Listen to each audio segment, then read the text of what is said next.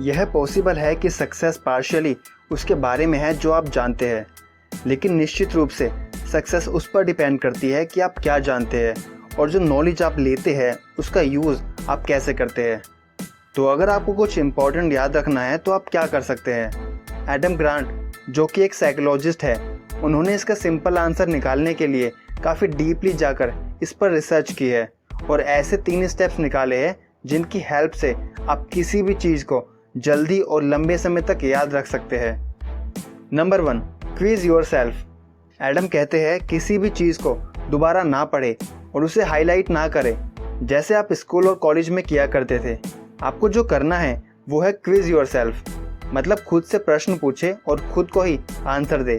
काफ़ी सारी स्टडीज़ दिखाती है कि सेल्फ टेस्टिंग एक एक्सट्रीमली इफेक्टिव तरीका है अपनी लर्निंग प्रोसेस को तेज करने का।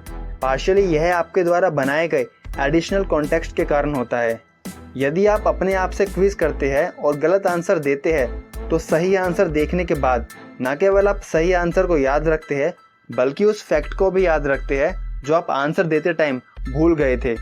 कुछ गलत करना अगली बार याद रखने का एक ग्रेट तरीका है, इसलिए सिर्फ रिहर्स और दोबारा ना पढ़े बल्कि आप अपने आप से क्विज करें। अगर आप किसी प्रेजेंटेशन को याद कर रहे हैं तो अपने आप से क्विज करें कि आपके इंट्रो के बाद आप क्या कहेंगे। क्विज करते टाइम उनको 4 मेन पॉइंट्स में डिवाइड कर ले जो आपको अपने इंट्रो के बाद कहने हैं। इसी तरह किसी भी फील्ड में आप इसका यूज़ कर सकते हैं। खुद से क्विज करने से आपको ये बिलीव करने में हेल्प मिलती है कि आप कितना जानते हैं और जो आप नहीं जानते उनको सीखने में भी ये तेज़ी से हेल्प करता है। Number 2, summarise and share with someone else. ये निश्चित रूप से सच है कि जो पढ़ाते हैं वे तेज़ी से सीखते हैं और अधिक समय तक याद रखते हैं। यहाँ तक कि सिर्फ यह सोचकर याद करने से कि आपको किसी को सिखाने की ज़रूरत पड़ेगी, आप ज़्यादा इफेक्टिवली चीज़ों को सीख सकते हैं। रिसर्चर्स के अकॉर्डिंग जब टीचर्स पढ़ाने की तैयारी करते हैं तो वे की पॉइंट्स की तलाश करते हैं और इन्फॉर्मेशन को एक सीक्वेंस स्ट्रक्चर में ऑर्गेनाइज करते हैं।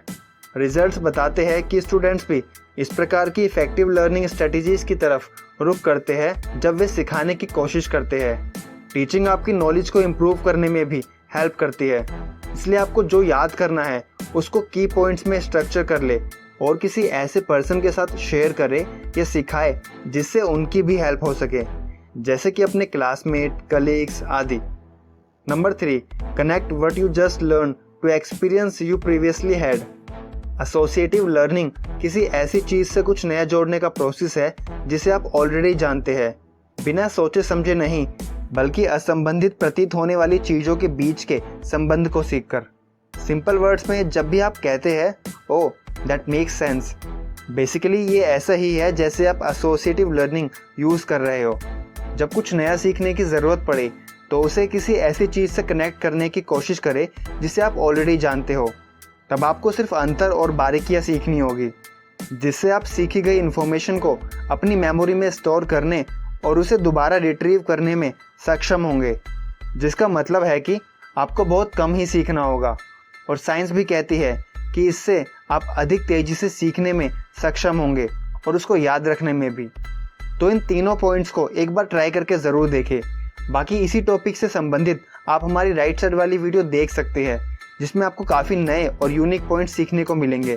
तो वीडियो पसंद आई है तो वीडियो को लाइक कीजिए और चैनल को सब्सक्राइब कर लीजिए ताकि आप आने वाली वीडियोस मिस ना करें। अंत में thank you so much for watching.